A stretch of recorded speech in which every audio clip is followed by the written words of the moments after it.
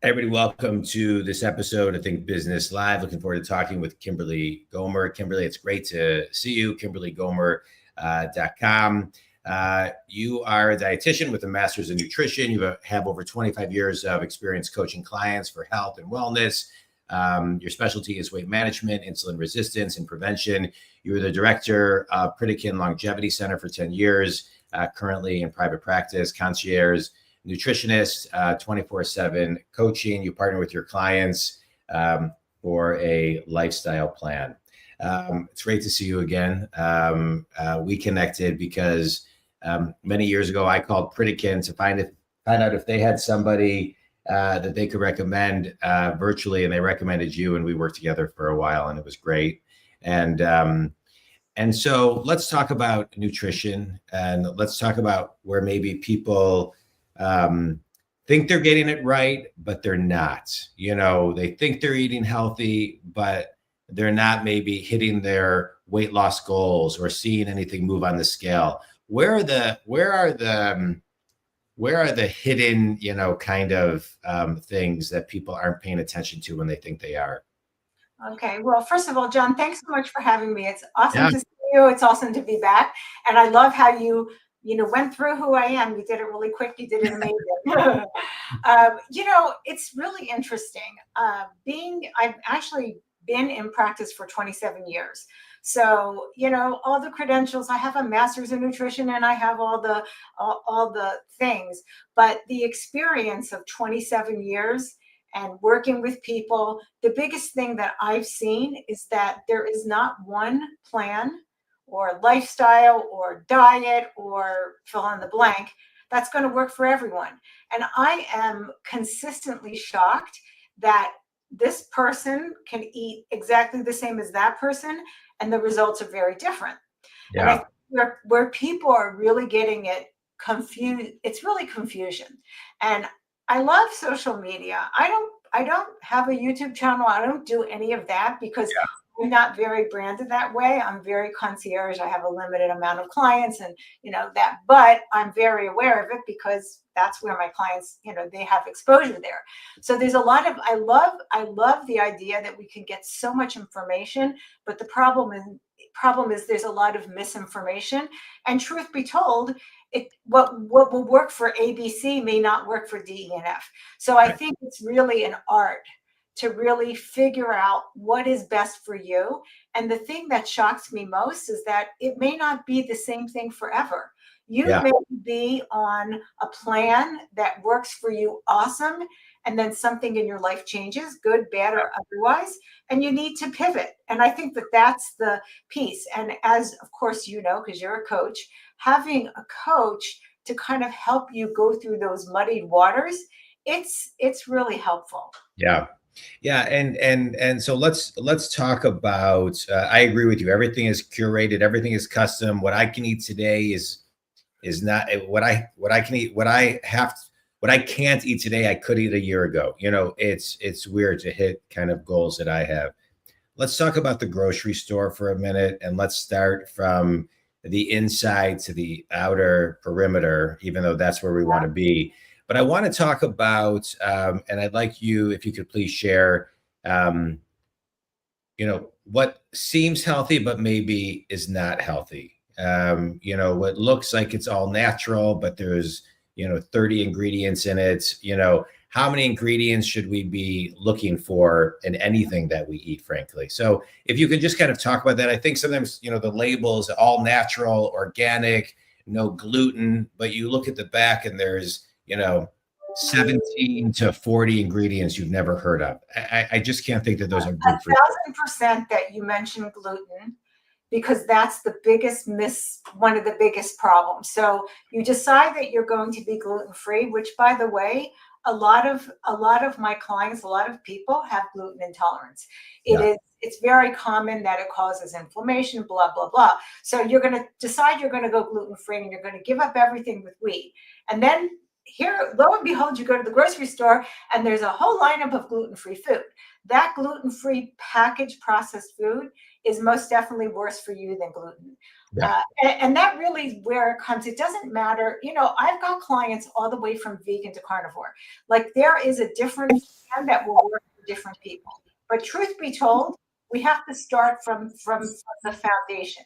And the foundation is always going to be whole unprocessed food, whether Yeah. it's meat or fruit or whatever. So we're going to be suspect literally, and we're going to have to be a little bit of a detective when we look at a product. And that's the first thing that I teach my clients is I don't care that much about the label, how many grams, that's not going to be that helpful. I care what the ingredients are. So when I'm teaching somebody, let's read the ingredients. And to your point, anything that is loaded, we can start with one of the biggest problems, which is the vegetable seed oils. That's Yeah. real.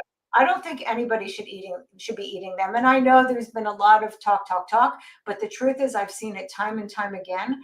When people give them up, they feel better. Yeah. So just for those of you who don't know what I'm talking about, if it's okay for me to just go over quickly what those seed oils are, is that okay? Yeah. The time is yours, Kimberly. Okay, perfect. So, when we take an avocado, when we press it, you can think about that becomes avocado oil. When we take an olive and we press it, that becomes olive oil. Okay, great.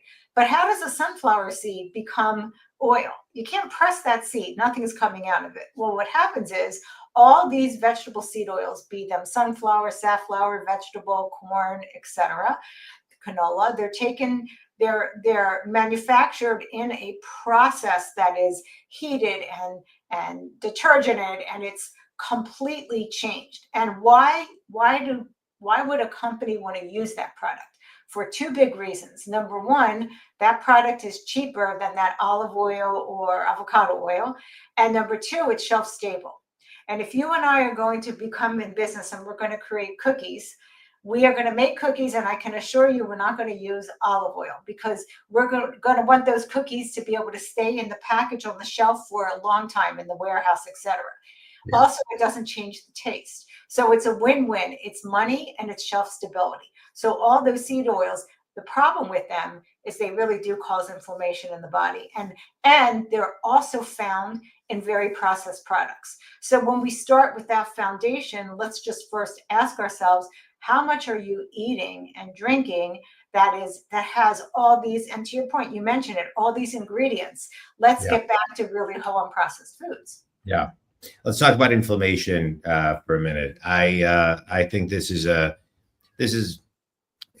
something that a lot of people don't really understand. I think the term gets talked about a lot, Yeah.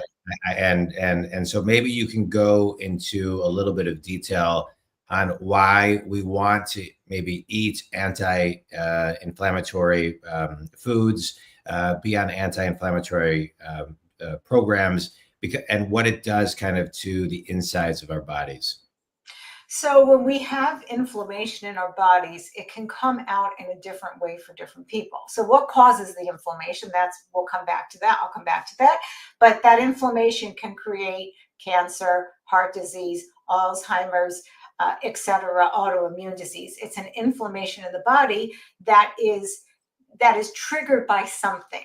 So that's something that so rather than eat foods that are anti-inflammatory, and a lot of folks know that omega-3s found in salmon and avocados, they are known to be anti-inflammatory. But the truth is, we would rather not have the inflammation to begin with. We would rather avoid those foods that are inflammatory. It's kind of like, I'm going to take a supplement, and there's supplemental omega-3s, which don't usually do too much for people because it doesn't correct the root cause of the problem. So if we have a root cause of inflammation created by, that's the question. So what is it created by? So for a lot of people, it's created by insulin resistance. So if you are insulin resistant, insulin is the hormone that is in charge of hunger, fat storing. So it's a big deal. Blood sugar. If you have insulin resistance in your brain, you will have Alzheimer's. So nobody wants that, obviously. So we want to make sure that we don't have insulin resistance or metabolic disease. And all those metabolic issues, a lot of times begin with an inflammatory response. what are people responding to in an inflammatory way? Well, for a lot of people, it's elevated blood sugar. When blood sugar goes sky high, it creates an elevated atmosphere, if you will. So looking at at the best life, and I want to also just say, as much as I'm all about food, and we have to eat several times a day, we can fast, but that's not going to happen. We can't do that forever, right? So we have to eat. But I've really seen this over and over, that when we talk about inflammation in the body, we have to talk about the mind-body connection. If you are not sleeping and if you are stressed out, you will never, I don't care if you have the perfect diet, I see it over and over again, hormonally you won't be okay, and it causes a lot of inflammation, which is cancer and all those things. So yes, getting food right is critical, and that is the foundation. But once we get food, and when I say right, I mean right for you. So we know that what will create inflammation is highly processed foods. So when you're in that grocery store, anything in a package is suspect. Again, depending on what kind of eating plan you're on, there are people who thrive on a plant-based, high carbohydrate plan. And then there are other people who tank on that, and they do much better on a low carb plan. But either plan does not come with anything that says keto on it, protein bars, shakes. All of those are very processed products, and they're pushed so hard by influencers in the media and the supplements, all those supplements. Let's just get back. I really try to get my clients off of all supplements except for what they really need. You're deficient in vitamin D, you need to supplement it. There are supplements that are very helpful, but to begin with, we have to have a strong foundation. So if we're starting to build a house, we don't hire the interior designer first. We always hire the architect to make sure we have a solid foundation, because the best high-end lamps aren't going to help us if there's a hurricane. I'm living now in the Florida Keys, so I am very aware of hurricanes. So that's always my analogy, always goes there. But having that really, and that's what's confusing, to be honest. I believe, based on each person's lifestyle, like if I have the perfect plan for you and you can't sustain it, it is worthless. When I work with somebody, I ask them, like, how motivated are you to make a lifestyle change? 1 is you're so unmotivated you wouldn't have even called me. 10 is the most motivated you've ever been in your life. And people will say usually 7, 8, 9, 10, And then sometimes 3 days later, they can't stick to their plan. Well, you were that motivated in the moment. And I think that is very common with our culture. We want quick, we want fast, we want to get on the scale and show that we've lost weight. And if we didn't lose weight, then it's no good. And we flip-flop all around because we've been very confused by so many different messages. So we just have to disarm all that. And I actually ask my clients to, just while they're working with me, to just stay off of Instagram and anything that has to do with diet, because it becomes so confusing. They're putting down the money to work with me, so just give me some time and trust me. And it usually takes away a lot of that. There's just a lot of confusion. That's the biggest thing that I see. So let's talk about sustainability. You're talking about sustainability and habits and things of that nature. And it is, you get in kind of flow, and then, you put the kids to bed and 8 o'clock shows up, 8 p.m. and nighttime eating and, stress eating or, unplugging eating or things of that nature. So how do you change routine and habits? How do you work with clients on that? So most people who are eating at night, the question is, are they hungry? And sometimes folks are hungry. A lot of people I work with restrict all day and then overeat all night. When you eat, you have this response that, like, it calms you down. It makes you feel better. So there's this habitual eating. I made it through my day, so I'm going to calm down, or I'm stressed out and I need to calm down. But I can assure you, I've never met anybody in my whole time working as a dietitian who said to me, you know what, I was sitting and watching TV, and I just couldn't stop eating broccoli, and I couldn't stop eating eggs, and I couldn't stop eating salmon. It's always the junk food. So the question is, are you hungry? And maybe you are hungry, so we need to adjust that. So that's the first thing. And to your point, we really need to look at habits and what's reasonable. I will say that the number one problem for my clients, once, I talk to them, if somebody doesn't cook because they don't have the time or desire, I'm not sending them 50 recipes because that's ridiculous. We can make it easy or we can make it very creative, but I'm just going to try to give them a plan that will work best for their lifestyle and for it to be flexible. But the number one challenge is restaurant eating. That means going out or bringing in, and travel. So depending on how heavy that is in your real life, that I would say is the biggest challenge. The day-to-day using food to calm you down and eating at night, usually that calms down pretty quickly. I have all my clients text me a picture of everything they eat. So initially they're motivated. They've paid me money to work with me. So initially they suck it up and they don't eat at night, and then it becomes habitual. But I want to make it really easy for them so that they're never hungry. If they're hungry, then we have to adjust the plan. So yep. Yeah. Thank you for that. What are some staples to have in your house, and what are some things to get out of your house? So I love that question, because that's the first thing before anybody starts a plan with me, is to have a discussion with people who live with you. And one of my questions is are your family members going to be supportive? Your husband, your kids, whatever. And if the answer is, depending on what that answer is, hopefully it's yes, you're making an investment, then we need to say to them, look, to my client, whatever is a trigger food for you. So, there's some people who can have chocolate chip ice cream in the freezer and they don't like that. So they don't care if their family eats it. But if there's Oreos, they're in trouble. So those family members need to either eat that food outside of the house or hide it, or, people they can figure it out.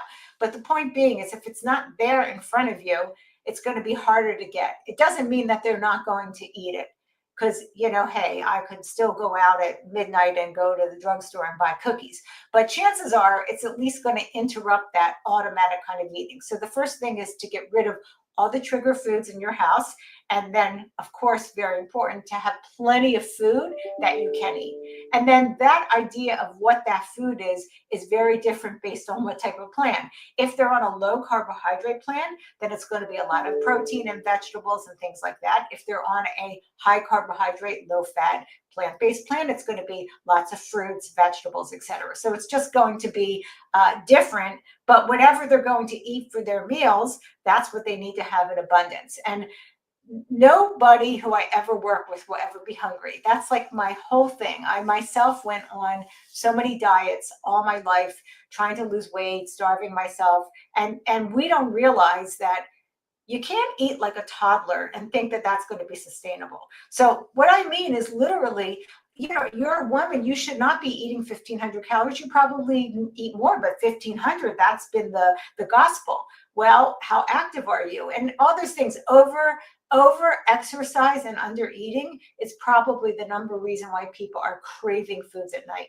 Yeah. The stress is real. Like I can't remove stress. I can talk about it, but I will tell you one thing: being hungry is the most stressful biological thing. We want to not be hungry. And I just think that filling up on lots of artificial sweeteners and flow junk and everything out there, all the products that make it worse. So as I mentioned, my clients, they text me their food, and one of my clients today texted me a picture of, can I say a product name? Do you care if I? No, I don't care. Yeah. Yeah, an Atkins, and they're on a low carb plan, an Atkins caramel nut bar. And I'm like, I'm sorry, that's a hard no, because that will make you hungrier. That has seed oil in it. And, so if we break down what's going to be, forget the weight loss for a minute. Let's just look at health. You don't want to have cancer. You don't want to have Alzheimer's. You want to make sure that you have a sensitive insulin production in your body, meaning that when you eat, you don't need a boatload of insulin to process the food. And again, that can happen on a low carb or a high carb plan. It just depends on what works for your physiology. And, it's okay to pivot. If I'm with a client and they say to me, I see that this is not working, their plan's not working, I am very comfortable saying, let's switch gears and try something else. And to be open to saying that there's no way you can look at all the research and we can cherry pick all the research for low carb and high carb and plant-based and keto. It's all out there. that's just how it is. That's our current culture, is that there's research out there. So the question is, what works? Well, what works is what works for you. What works for John won't work for Sheila, So that's the sweet spot, saying, okay, I can eat out at a restaurant when I need to, because it has to work for that, right? Depending on my lifestyle, I will either cook and prep food, that is probably the critical piece. Like, you have to be willing, even if it's getting a rotisserie chicken, right? Yeah. Even if it's just buying pre-cut veggies, you have to be willing to have food, to have a plan for food. Yeah. And all this, like just eating and ordering. And I have clients that are spending thousands of dollars on food delivery because it's really expensive. And then they're just ordering acai bowls and all kinds of crazy things. And they're not doing well. So having a plan and kind of making sure that you know what you need to have available, it just takes a lot of the stress off of you. Because you're not worrying. Yeah, it's it's like so many things we talk about in business and in life. If you have a plan and you follow it, and you have a accountability partner, a coach, and you take it day by day or hour by hour, however you need to do it, it works. Let's do a quick 60-second speed round. A book that's either had a big impact on you or that you would recommend people read on health. Oh, wow. I don't want to use all the 60 seconds, but let me think. I'm such a big reader. I'm just trying to think if I've read something recently that lit me up.